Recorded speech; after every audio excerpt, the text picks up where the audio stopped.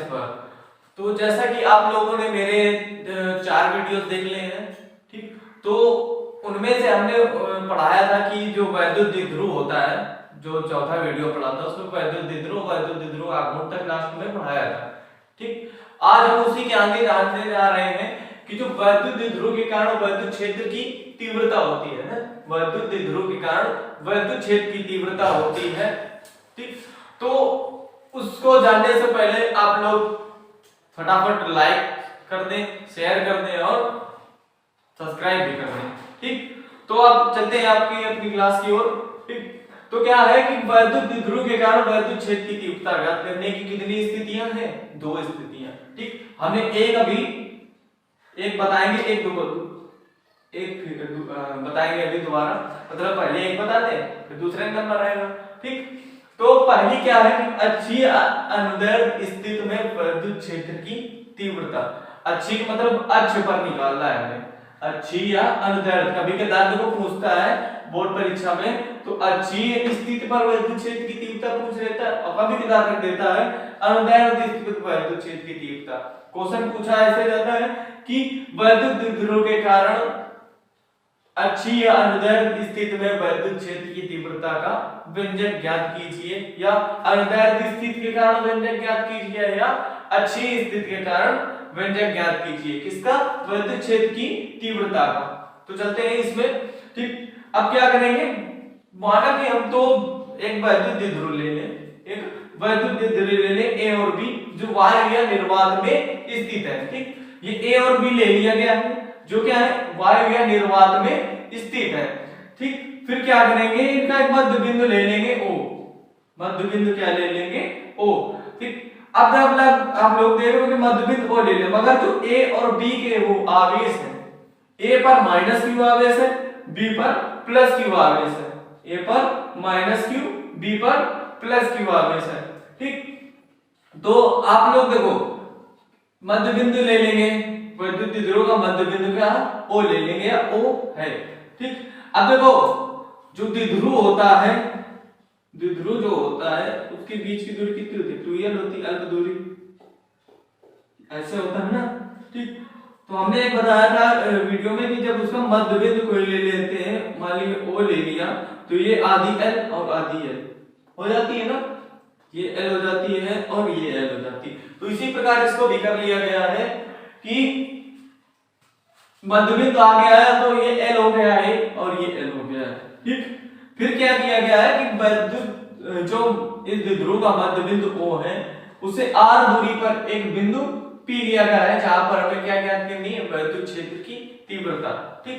जहां पर क्या ज्ञात करनी है, वैद्युत क्षेत्र की तीव्रता, ठीक। अब O से r दूरी पर, तो ये r दूरी होगी, मगर हम जब इसके B से P तक की दूरी निकालेंगे तो क्या करेंगे, देखो r यहां से यहां तक दूरी r है, ठीक है। हमें B से P तक इतनी कम हो रही है ना इसमें, और इतनी की दूरी क्या है, l है, तो r में जब इतनी घटा देंगे l तो इतनी निकल आएगी, ठीक। मान लिया ये हमारे टोटल दे दे 20 है, ठीक। ये टोटल मान लिया हमारे 20 दे दे, ये यहां से यहां तक मतलब O से P तक की 20 दे दे, और इसको दे दे 10। तो पूछ ले कि यहां से यहां तक की दूरी निकालो, तो 20 में इतनी जब घटा देंगे तो ये निकल आएगी, ये वाली दूरी 20 से P तक। तो वही चीज इसमें किया गया है कि टोटल हमारी क्या दिए हैं, टोटल r दिए हैं, और O से B तक की दूरी l है, तो O से OP माइनस OB कर दिया गया है, तो ये निकाला है, मतलब OP क्या है, r माइनस OB, OB कितनी है, l, तो r माइनस l निकाला ये BP की लंबाई, ठीक। मतलब जो B से P तक की लंबाई है, ठीक। इतना समझ आ गया होगा। फिर जो AB है, AB, ठीक, AB अरे AP लंबाई, ये A से P तक की लंबाई जो है, ठीक, ये भी समझ लीजिए कैसे आई। तो R यहां से यहां तक है OP, हमें निकालने क्या AP, तो AP में ये जुड़ रहा है, ये इतना इससे जुड़ रहा है ना, तो जो AP निकालेंगे तो क्या करेंगे, OP प्लस OA कर देंगे, मतलब ये OA, तो क्या हो जाएगी, OP कितनी है, R plus OA, R plus L हो जाएगी, ये लंबाई लिख गई, ठीक। तो इसमें दूरी कितनी आर प्लस एल। ठीक, तो आपको चित्र बहुत अच्छे से समझ में आया होगा क्या क्या किया गया है, एक बार फिर से रिवाइज रिपीट कर ले। ठीक, रिपीट कर ले क्या कि माना दो द्विध्रुव है ए और बी जो वायु या निर्वात में स्थित है, जिनके आवेश के अनुसार T1 माइनस T1 और प्लस T1 है। ठीक, जिनका मध्य बिंदु O है। ठीक, मध्य बिंदु से r दूरी पर बिंदु P है, जिस पर क्या निकालनी है, विद्युत क्षेत्र की तीव्रता ज्ञात करनी है। बाकी चीजें तो आपको समझ में ही आ गई होंगी। ठीक, अब क्या करेंगे हम, सबसे पहले प्लस Q के कारण प्लस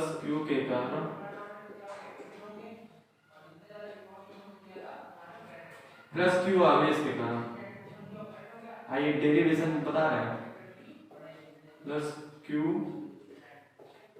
आवेश के कारण विद्युत क्षेत्र की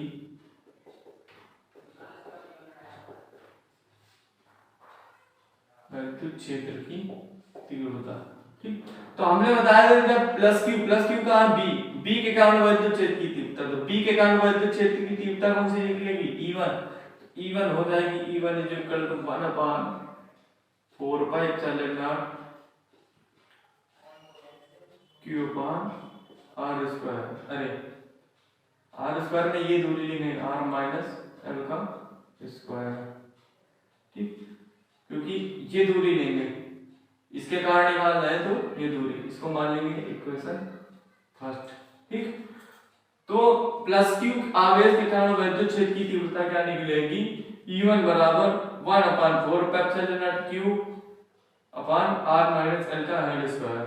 ठीक, Q रखेंगे ये वाला आवेश। ठीक, ये बिंदु आवेश के कारण बताया था, उसी के हिसाब से रखी गई है। अब क्या करेंगे, माइनस इसी प्रकार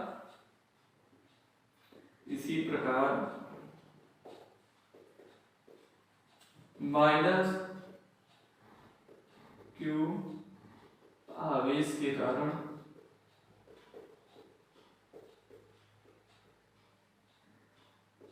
विद्युत क्षेत्र की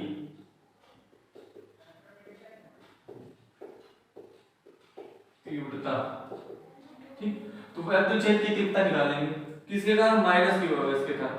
इसको तो माइनस Q यहाँ है, जो A के कारण तीव्रता निकलेगी, A बिंदु पर है, A के कारण तीव्रता निकलेगी क्या हमारी E2, तो E2 बराबर हो जाएगा, ठीक, E2 बराबर 1 upon 4 pi epsilon naught minus Q, क्योंकि आवेश का आवेश में से माइनस Q है, R प्लस L स्क्वायर, दूरी कितनी R प्लस L है, तो R प्लस L का होल स्क्वायर हो जाएगा।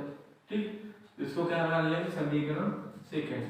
ठीक, तो इतना समझ में आ गया होगा। पहले प्लस क्यू आवेश के कारण विद्युत क्षेत्र की तीव्रता निकाल देंगे, फिर माइनस क्यू आवेश के कारण, प्लस क्यू आवेश के कारण E1 is equal to 1 upon 4 pi epsilon naught Q upon R minus L का होल स्क्वायर, फिर माइनस क्यू आवेश के कारण विद्युत क्षेत्र की तीव्रता E2 is equal to 1 upon 4 pi epsilon naught minus Q upon R plus L का होल स्क्वायर। ठीक, ये हो गया समीकरण फर्स्ट हुआ सेकंड। अब क्या करेंगे,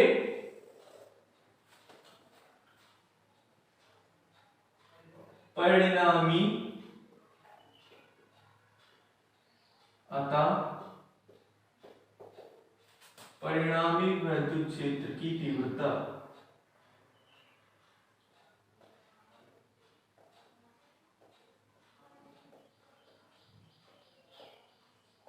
परिणामी विद्युत क्षेत्र की तीव्रता, तो परिणामी विद्युत क्षेत्र की तीव्रता क्या होती है, E is equal to E1 plus E2 ये होता है। ठीक, E1 का मान रख देंगे समीकरण फर्स्ट से 1 upon 4 pi epsilon naught Q upon R square. ठीक, अरे Q upon R minus L का होल स्क्वायर। ठीक, फिर क्या करेंगे,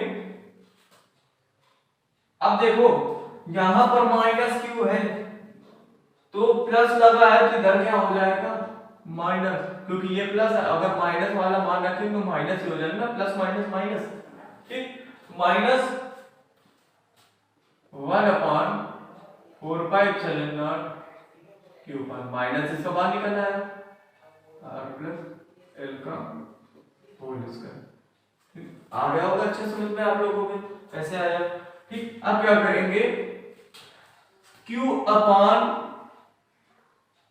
देखो 1/4πε0 और Q इतनी चीजें क्या आ रही कॉमन, दोनों में सेम है, बचेगा क्या 1/r - l का whole square minus 1/r + l का होल स्क्वायर, ब्रैकेट कर लेंगे बंद।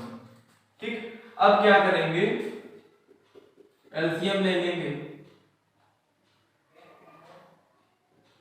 इन दोनों का, तो इन दोनों का एलसीएम आएगा r - l का होल स्क्वायर r + l का होल स्क्वायर। ठीक, r - l से l कटा, r + l ऊपर क्या जाएगा, ये तो ये कट जाएंगे और ये बचेगा, तो ये ऊपर चला जाएगा r + l का होल स्क्वायर माइनस इससे ये कटा, ये बचा r - l का होल स्क्वायर। ठीक, आ गया ना समझ में, ऐसे हो रहा है। फिर क्या करेंगे 1/4πε0 Q, अब क्या करेंगे होल स्क्वायर तोड़ लेंगे इनका, r² + l² + 2rl, फिर माइनस का r²। ठीक, वैसे तो अगर तोड़ेंगे तो r² + l² - 2rl होगा कि नहीं, मगर हम सीधा डायरेक्ट रखे दे रहे हैं। वैसे तोड़ेंगे तो ऐसे आएगा r² + l² - 2rl, लेकिन हम क्या करेंगे डायरेक्ट कर देंगे, डायरेक्ट अंदर के चिन्ह चेंज हो जाएंगे, ये हो जाएगा हमारा माइनस का, वो वाला हो जाएगा प्लस का। ठीक, ये वाला माइनस का हो जाएगा, वो प्लस का, बटे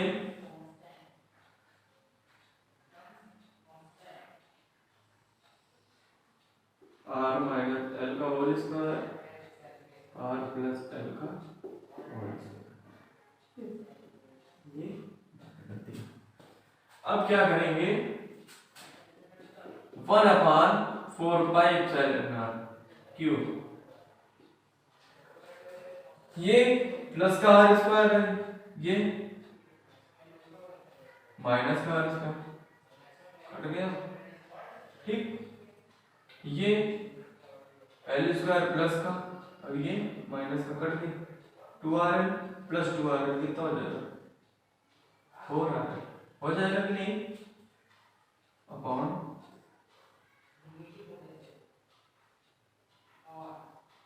r - l का होल स्क्वायर r + l का होल स्क्वायर। ठीक, आगे होगा ना समझ में आ रहा है, थोड़ा इधर बता दे रहा है इसी का, बोर्ड भर गया है। ठीक, तो अब देखो उधर बचा 1/4πε0 Q, ये तो हो गया। अब देखो इनटू कर ले, ब्रैकेट लगा जाएगा। अब देखो r - l का होल स्क्वायर और r + l का होल स्क्वायर। ठीक, इसको देखो कैसे लिख सकते हैं, एक तो लोगों ने पढ़ा होगा a² - b² बराबर a + b और a - b, यही है। तो इधर क्या करेंगे r² का होल स्क्वायर - l² का होल स्क्वायर जब तोड़ोगे तो क्या हो जाएगा, यही तो हो जाएगा ना, r² + l²। अरे एक सेकेंड,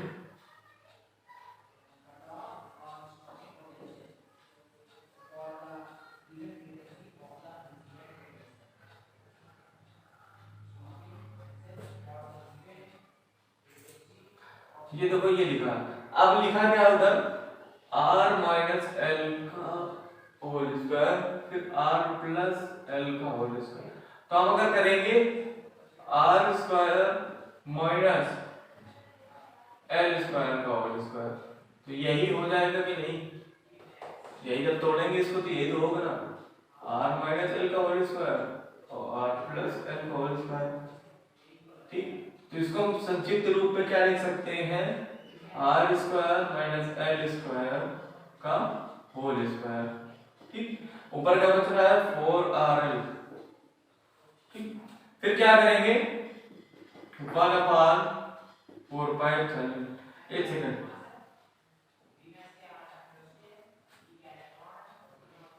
चूंकि l² इज लेस देन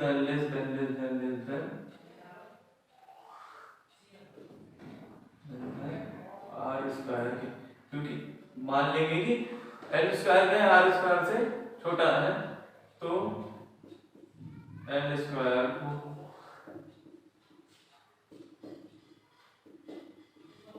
छोड़ने का, एल स्क्वायर को क्या कर देंगे, छोड़ देंगे तो क्या हो जाएगा 1/4πε0 क्यूब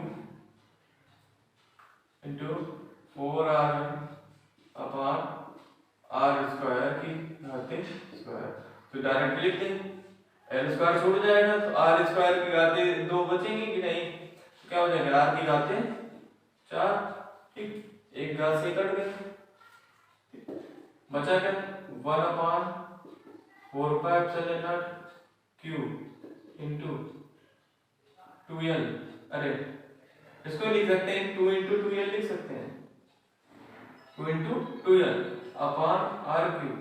अब तुम लोगों ने पढ़ा होगा क्योंकि P जो द्विध्रुव फार्मूला, द्विध्रुव का फार्मूला पढ़ा होगा, द्विध्रुव आघूर्ण का P Q into 2l, P क्या लिखा Q इंटू 2l ये मान लिया और 2 बचेगा तो क्या हो जाएगा 2P हो जाएगा, 1/4πε0 2P अपॉन r क्यूब ये निकाल आएगा। तो यही क्या निकाल आएगा, वैद्युत क्षेत्र की तीव्रता का व्यंजक किसके कारण, अच्छी या अनुदैर्ध्य स्थिति के कारण, ठीक, वैद्युत द्विध्रुव के कारण अच्छी या अनुदैर्ध्य स्थिति पर वैद्युत क्षेत्र की तीव्रता का व्यंजक क्या आ जाएगा, E = 1/4πε0 2P upon r cube, ठीक, मात्रक न्यूटन प्रति कूलम, न्यूटन प्रति कूलम। आ गया होगा आप लोगों को, बहुत अच्छे समझ में आया होगा, ठीक, इसको नोट कर लीजिएगा, इंपॉर्टेंट है, अधिकतर कोई ना कोई सेट में आपको मिलेगा ही, स्टार लगा के नोट कर लीजिएगा और इसको भी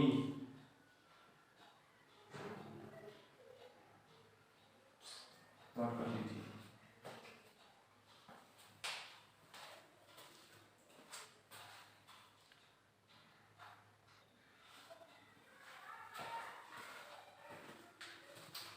तो आप लोगों ने अच्छी स्थिति तो अच्छे से पढ़ ली होगी, ठीक, अब हम लोग चलते हैं जो दूसरा होता है, ठीक, दो स्थितियां होती हैं, एक अच्छी और ये दूसरी स्थिति होती है निरक्षीय अनुप्रस्थ स्थिति, ठीक। देखो दूसरा नंबर क्या, वैद्युत द्विध्रुव के कारण निरक्षीय अनुप्रस्थ स्थिति के कारण स्थिति में वैद्युत क्षेत्र की तीव्रता या स्थिति के कारण या स्थिति में वैद्युत क्षेत्र की तीव्रता, ठीक। तो कभी-कभार निरक्षीय लिखे आ जाता है केवल, कभी-कभार अनुप्रस्थ केवल, कभी-कभार दोनों भी लिखे आ जाते हैं, क्या पूछा जाता है, ठीक। मगर क्या करेंगे, इसको दोनों नाम याद रखने हैं लोगों को, निरक्षीय और अनुप्रस्थ स्थिति एक ही नाम है। देखो निरक्षीय स्थिति पर भी पूछ सकता है और अनुप्रस्थ स्थिति में भी पूछ सकता है, ठीक।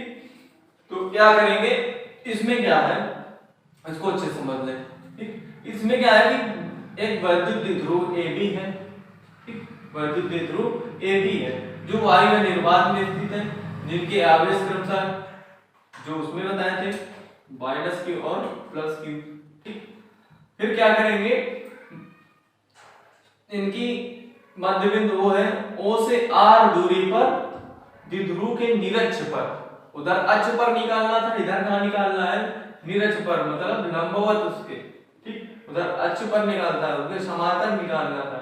अब क्या निकालना है, इधर द्विध्रुव के निरक्ष पर, तो द्विध्रुव का जो मध्य बिंदु है O से R दूरी पर एक बिंदु P है जो निरक्ष पर है, जहां पर क्या निकालने, वैद्युत क्षेत्र की तीव्रता का व्यंजक प्राप्त करना है, वैद्युत क्षेत्र की तीव्रता ज्ञात करनी है हमें, ठीक।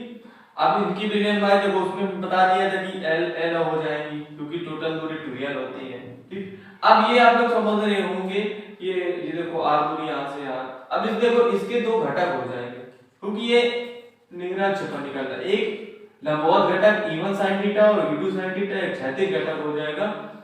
क्षैतिज घटक में क्या हो जाएगा, तो क्षैतिज घटक को cos थीटा के रूप में लगेगा, मगर क्षैतिज घटक क्या होगा वो आपस में जुड़ जाता है, और लंबवत घटक क्या होता है, आपस में निरस्त हो जाते हैं एक ही दिशा में होने पर। ठीक, तो और ये E1 ये E2। जब हम क्या निकालेंगे, B के कारण विद्युत क्षेत्र की तीव्रता तो E1 निकलेगी, और E के कारण विद्युत क्षेत्र की तीव्रता, अरे A के कारण विद्युत क्षेत्र की तीव्रता निकालेंगे तो E2 लगेगी। ठीक, और जो ये दूरी है √r² + l², ठीक, √r² + l², ये आप लोग जान ले कैसे आई है। देखो ये मान लिया एक त्रिभुज ये हो गया, समकोण त्रिभुज हो गया एक ये ऐसे, और फिर एक ये हो गया। ठीक, ये मध्य बिंदु O है, ये हो गया, ये B हो गया, ये R दूरी थी, ये L अकेले, तो ये आधार और ये लंब, ये लंब हो गया और ये आधार। इधर क्या निकालना है, कर्ण निकालना है, मतलब फार्मूला पैसा पर लगा दो k² बराबर l² + a², तो क्या हो जाएगा, लंब कितना है r² आधार स्क्वायर l², हमें k का मान निकालना है, अंडर रूट हो जाएगा l² + r² + l², ये निकालना है, यही है, मतलब कर्ण निकाल लेना। इसका भी उसी तरीके निकालेंगे तो वही हो जाएगा कर्ण। और ये समझ में आ गया ना कि ये भुजाएं कैसे आई है इसकी। ठीक, ये दूरी मतलब कैसे आई है। ज्यादा कुछ नहीं इसमें, केवल चित्र को अच्छे से हम लोग समझ लेंगे, डेरिवेशन हो जाएगा। ठीक, अब जैसे उसमें किया गया था कि पहले प्लस की आवेश के कारण निकाली गई थी, फिर माइनस की आवेश के कारण, इसमें वो ऐसे निकालेंगे, बस इधर क्या आ जाते हैं घटक।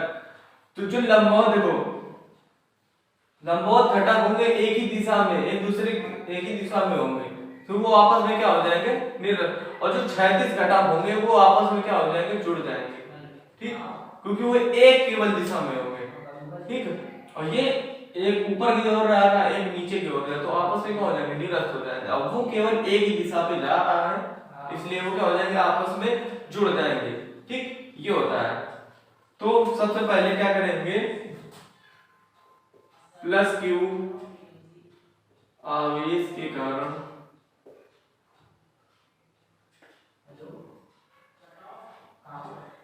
विद्युत क्षेत्र की तीव्रता,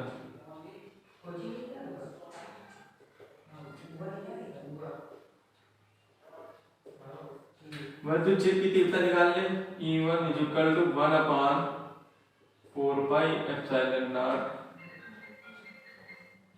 1/4πε0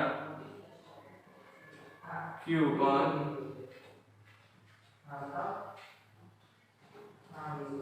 अब देखो दूरी ये वाली लेंगे तो इधर क्या हो जाएगा, l² + r² + l², under root है, और अंडर रूट ये मान लिया l² + r² +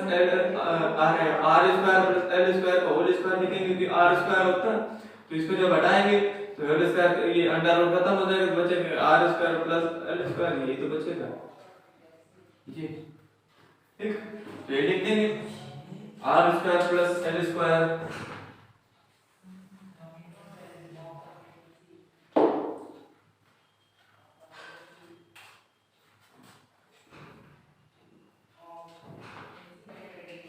ठीक, ये तो समीकरण फर्स्ट हो गया E1। अब इसी प्रकार -Q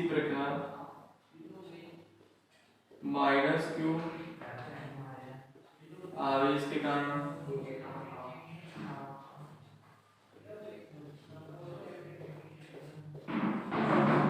विद्युत क्षेत्र की तीव्रता,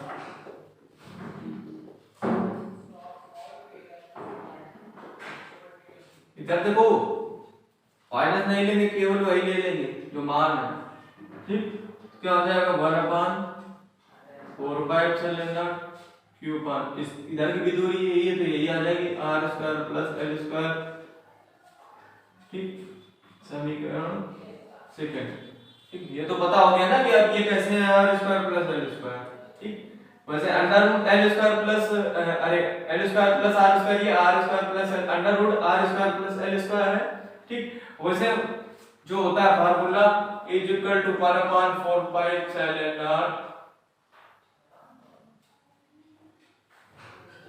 क्यू अपन आर स्क्वायर। अब आर की जगह ये रखना है आर स्क्वायर, तो आर की जगह जब ये रखेंगे ये मान आर की जगह रखेंगे तो रख दिया मान लिया R square under root R square plus L square, उसी का होल स्क्वायर हो जाएगा। अब जो होल स्क्वायर तोड़ेंगे R square plus L square ही तो बचेगा क्योंकि अंडर रूट लगा है। ठीक, वही चीज लिख दी गई है, वही मान लाएगा। ठीक, समझ में आ गया ना आप लोगों को? तो समीकरण फर्स्ट हुआ, सेकंड हो गया।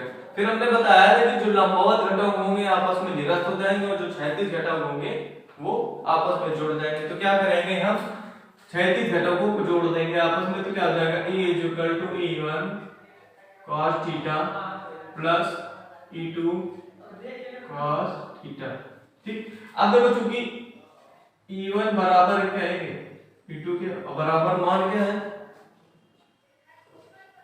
1/4π0, दोनों बराबर है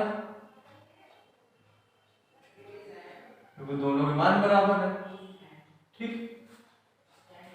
तो इधर क्या हो जाएगा, अब मान लिया E1 E2 बराबर ये, अब E1 का मान रख दो चाहे E2 में, चाहे E2 का मान रख दो E1 में, तो E बराबर हो जाएगा 2E1 cos थीटा, हो जाएगा कि नहीं? रख दो, इसी में रख दो तो इधर E1 हो जाएगा E1 cos थीटा, तो E1 अगर इधर रख देंगे E1 cos थीटा और इधर E2 की जगह प्लस E1 cos थीटा कर देंगे तो यही तो हो जाएगा 2E1 cos थीटा। ठीक, क्या हो जाएगा 2E1 cos थीटा। अब मान रख देंगे तो E1 का मान 1/4π0 cube under root R square plus L square. ठीक, अब देखो cos थीटा है, cos थीटा का मान निकाल लो। ठीक, लाल बटा कक्का से निकाल लो, लाल बटा कक्का से। ठीक, इसी त्रिभुज के अनुसार ये होता साइन का होता है, ये cos का, ये tan का, मतलब साइन का लंब बटेकड़, cos का आधार बटेकड़ और tan का आधार, लंब बटे आधार। तो हमें cos का लिखना है, cos थीटा पर आधार बटेकड़, आधार क्या है L,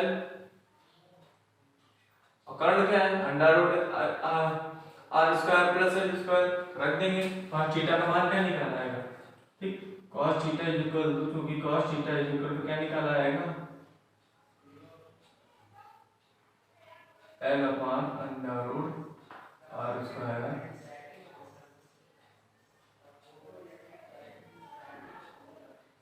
क्योंकि cos थीटा निकाला आएगा L upon under root R square plus L square, ये निकाला है ना। मानक देंगे cos थीटा का L upon under root R square plus L square. तो इसको हम देखो अंडर रूट है, अंडर रूट को क्या लिख सकते हैं 1/2 घात में लिख सकते हैं कि नहीं? तो इधर क्या कर देंगे 1/2 और ये 1 घात है कि नहीं? ठीक, अब 2 into 1/4π0। ठीक, क्यूब। अभी देखो बूढ़े में क्या होती हैं घातें, क्या होते हैं घातों का, देखो ये एक घात है, ये जुड़ती हैं, बूढ़े में घातें क्या होती हैं जुड़ती हैं, तो जोड़ देंगे क्या हो जाएगा 2 एलसीएम आएगा, एक घात ये और आधी घात ये, मतलब 1 प्लस 1/2, मतलब 1 प्लस 1/2 करना है, 2 एलसीएम आएगा, इधर 1 मान लिया, 2 एकम 2, 2 को 2, 2 एकम 2, 2 एकम 2, 1 तो 3/2 आ जाएगा कि नहीं? तो घात कितनी आ जाएगी L square plus R square plus L square की घातें 3/2 हो जाएगा कि नहीं? ठीक, ये हो जाएगा इंटू एल भी है ना। अब हमें पता है P क्या होता है Q इंटू 2L, ये लिखा है Q, ये 2L हो जाएगा।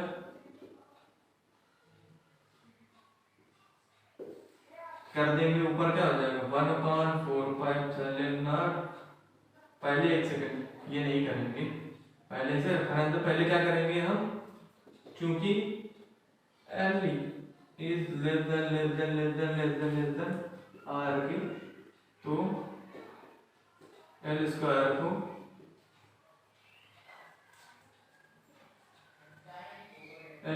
को छोड़ देंगे, ठीक। तो छोड़ने पर क्या हो जाएगा, इधर कर देंगे, छोड़ देंगे तो क्या हो जाएगा, इज इक्वल टू 1/4 सीधे से लिख दें q into 2l upon L square में छोड़ेंगे तो आर स्क्वायर की घातें 3/2 हो जाएगी। जब एल स्क्वायर को छोड़ देंगे तो आर स्क्वायर की घातें कितनी हो जाएगी, 3/2 हो जाएंगी। तो 1/4πε0, ठीक। q इंटू 2l बराबर क्या हो जाएगा, क्योंकि p बराबर क्या होता है, q इंटू 2l, ये होता है। रख देंगे इधर p। अब किसी की घात होती है, किसी घात के ऊपर अगर घात होती है तो घातों में क्या होता है, गुणा। किसी के घात के ऊपर घात रखी है तो घातों में क्या होता है, गुणा, तो कट जाएगी। तो बचेगा क्या, आर क्यूब बचेगा। तो e इक्वल क्या बचा, 1/4πε0 p upon are cube newton प्रति कूलम, ठीक। तो निरक्षीय स्थिति के कारण विद्युत क्षेत्र की तीव्रता का मान फार्मूला क्या आ गया, 1/4πε0 p upon are cube newton प्रति कूलम, ठीक। अब देखो उसमें क्या होता है, जो एक चीज समझ लो कि जो अच्छी स्थिति की तीव्रता होती है वो इससे क्या होती है, दोगुनी होती है, ठीक। अच्छी स्थिति के हिसाब से जो अच्छी स्थिति की तीव्रता होती है वो दोगुनी होती है, क्योंकि उधर क्या आता है, 2p अपॉन r क्यूब फार्मूले में आता है, नहीं आता है, 1 उधर आता है। ये तो हमारी निरक्ष की हो गई, निरक्ष पर, अक्ष पर की क्या होती है, is equal to 1/4πε0 2p upon are cube. ये तो हमारी अक्ष पर, अक्ष वाली क्या है, इससे दोगुनी है क्योंकि 2p अपॉन आर क्यूब है, ठीक। कभी कभार ये भी ऑप्शन में पूछ लेता है कि अच्छी स्थिति में जो तीव्रता होती है वो निरक्षी स्थिति कितनी होती है, ऑप्शन में दे देता है दोगुना, तिगुना, चौगुना, तो आंसर क्या होता है, दोगुना, ठीक। तो ये आप लोगों को बहुत ही अच्छे समझ में आ गया होगा कि जो हमारा वैद्युत ध्रुव का निरक्ष पर जो होते हैं तो ऐसे डेरिवेशन निकाल किया जाता है, मतलब फार्मूला उसमें मतलब व्यंजक ऐसे निकाला जाता है, बिल्कुल आसान तरीका है। ये पूछा भी जाता है, ठीक, हमेशा पूछा भी जाता है, स्टार से इसको भी नोट कर लेना, ठीक। तो आज के लिए हम लोग बस इतना ही रखते हैं और आगे नेक्स्ट क्लास में बताया जाएगा आप लोगों को।